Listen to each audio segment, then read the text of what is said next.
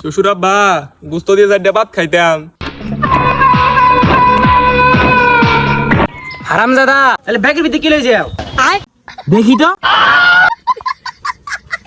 তাহলে তুই এর লাগে তো কই বাড়ির সাইলের ড্রাম খোলা গা আর আঁশগুলো প্যাক প্যাক করতেছে। আঁশের ডিম যেটা আসলো সবটি লই এসো। জামাই আমার তো খুব রং লাগছে শ্বশুরবাড়ি কি বালা করে খাইতে খাইতে নে বাড়িতে আসি বহুত বালা করে খাইতে খাইতে দেখি একটা মোড় হয়ে গেছে। তাহলে তুই দিছে একটা দিন দাওয়াত দিলে তো ফাটতে গোস্ত দিয়া মা খাইয়া ভাত খাইতাম। রে বাড়িতে যে কি 2 কেজি গোস্ত খাইবে দান্দা নাকি 1 কেজি খাইতাম। 1 কেজি খাইতে আয় রে তোর আব্বা কামাই করে ঠিক আছে। শ্বশুর আব্বা গুস্ত দিয়ে চারটা ভাত খাইতাম। হারাম দাদা অনুষ্ঠানে 15 দিনে গাইছস খাইতে খাইতে আমার তো পুরো ফয়রি বানালাবি।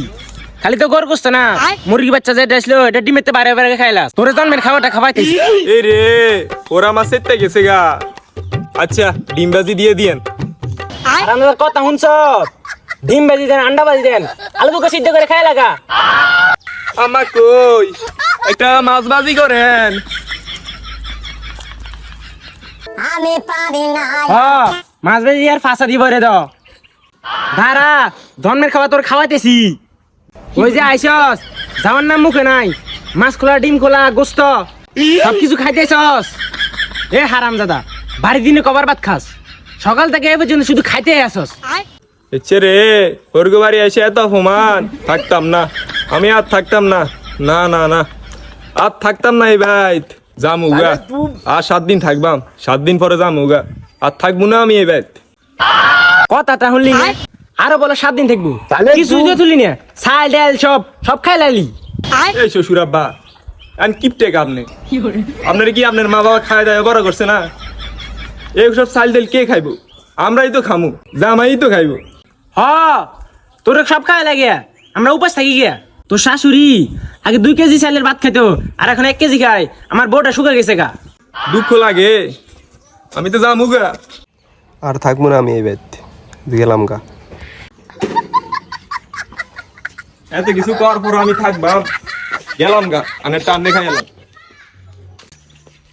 জামা কি রাগ করলো রাগ উল্টা পাল্টা কি কইলালে যাই গিয়ে লয়ে গে কোন দিক দিয়ে যে যাই সারা যদি কেলাই মনে মেলা জামি লই ভাই বস্তা বস্তা লই কই যান কারণ এ দুলা ভাই জানগা নাকি কেবলমাত্র 15 দিন হইছে আর কয়েকটা দিন থাকি যেতেন। কই না শালা বাবু তোমার আব্বা আমার যে অপমান করছে খাওন যায় যাই গা আমি থাকমু না।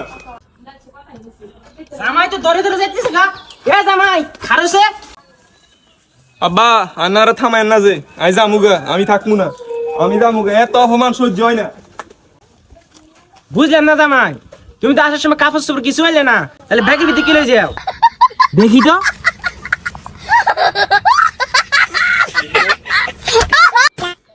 এর লাগে তো কই বাড়ির সাইলের ড্রাম খোলা গা আর আঁশগুলো প্যাক প্যাক করতেছে।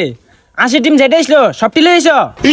খাওয়াইতে না লুই গেল দোষ নেন আন্নেরাই খান খাউন না।